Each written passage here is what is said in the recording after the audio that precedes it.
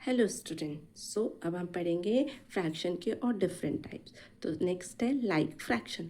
Like fraction में क्या होता है, जो हमारा न्यूमरेटर होते हैं वो सारे अलग होते हैं, लेकिन जो डिनोमिनेटर्स होते हैं, हमें जो वैल्यूज़ दी होती है उन सब के डिनोमिनेटर्स जो होते हैं वो सेम होते हैं। जैसे 11/7, 2/7, 8/7।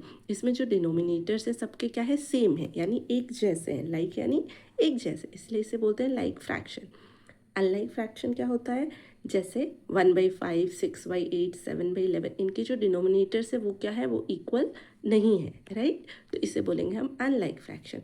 अब आते हैं हम इक्विवेलेंट फ्रैक्शन पे। अब इक्विवेलेंट फ्रैक्शन क्या होता है, इक्विवेलेंट फ्रैक्शन वो फ्रैक्शन होता है जिसमें एक होल का सेम नंबर रिप्रेजेंट करते हैं। जैसे अगर मान लो मैंने ये 3 सर्कल बनाए हैं, ओके।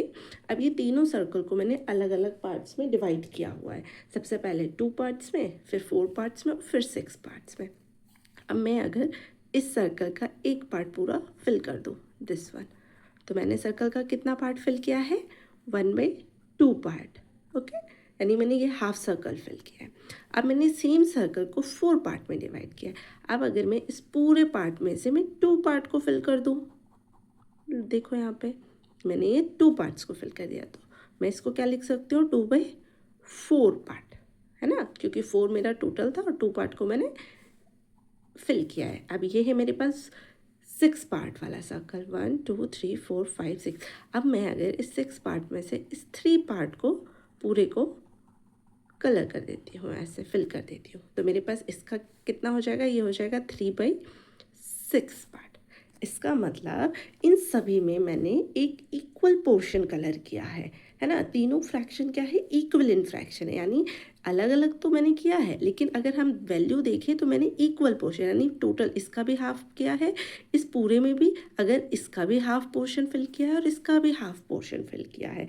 इसका मतलब 1/2, 2/4 और 3/6 क्या हुए, हमारे इक्विवेलेंट फ्रैक्शन, है ना, क्योंकि इन सब में इक्वल पार्ट्स को हमने किया है। अब आता है next unit fraction. Unit fraction का मतलब होता है 1/3, यानी जो न्यूमरेटर है वहाँ पे हमेशा 1 आता है, इसलिए इसको बोलते हैं यूनिट फ्रैक्शन। 1/11, 1/19, यानी कोई भी न्यूमरेटर जहाँ पे 1 आता है उसको हम बोलते हैं यूनिट फ्रैक्शन।